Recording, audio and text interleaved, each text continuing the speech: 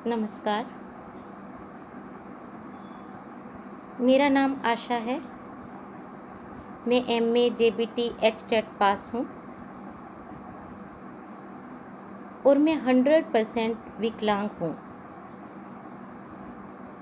मेरा एक भाई है, वो भी 100% मेंटली तौर पे विकलांग है। मेरे पिताजी को गुजरे हुए 30 साल हो गए हैं। मेरी माताजी 80 साल के बुजुर्ग हैं। मेरी माताजी ने लोगों के घरों में काम करते हुए, बहुत मुश्किलों का सामना करते हुए मुझे पढ़ाया लिखाया, इस लायक बनाया कि मैं कुछ कर सकूं, मैं किसी के ऊपर बोझ ना बन सकूं। एक तरफ तो हमारी सरकार कहती है कि बेटी पढ़ाओ बेटी लिखाओ, और दूसरी ओर मेरे जैसी लाचार बेटियों के लिए ही रोजगार नहीं है। इतना पढ़ने लिखने के बावजूद भी आज मैं बेरोजगार हूँ।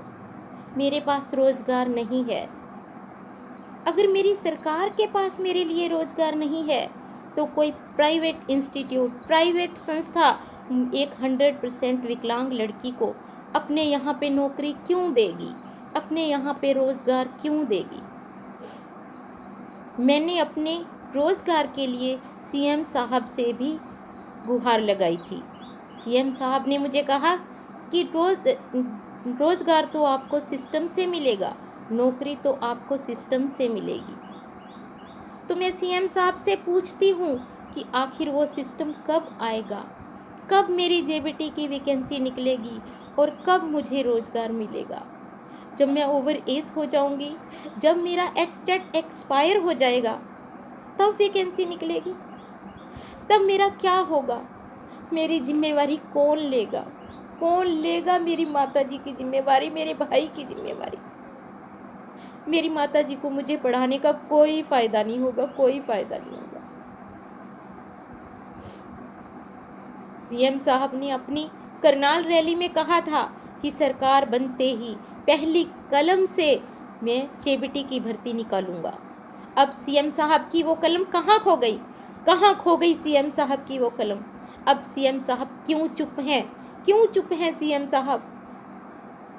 एक और तो सीएम साहब कोर्ट का हवाला देते हुए पीटीआई को हटा सकते हैं, और दूसरी तरफ वहीं पे जब कोर्ट के 2 बार जेबीटी भर्ती के आदेश हो चुके हैं, उसके बावजूद भी जेबीटी की भर्ती क्यों नहीं निकल रही, क्यों नहीं निकल रही जेबीटी की भर्ती। मैं सीएम साहब से हाथ जोड़कर प्रार्थना करती हूँ कि जल्दी से जल्दी हमारी जेबीटी की भर्ती का एडवर्टाइजमेंट जारी करें और मेरे जैसी मजबूर भाई बहनों को और बेरोजगार भाई बहनों को रोजगार प्रदान करें। धन्यवाद।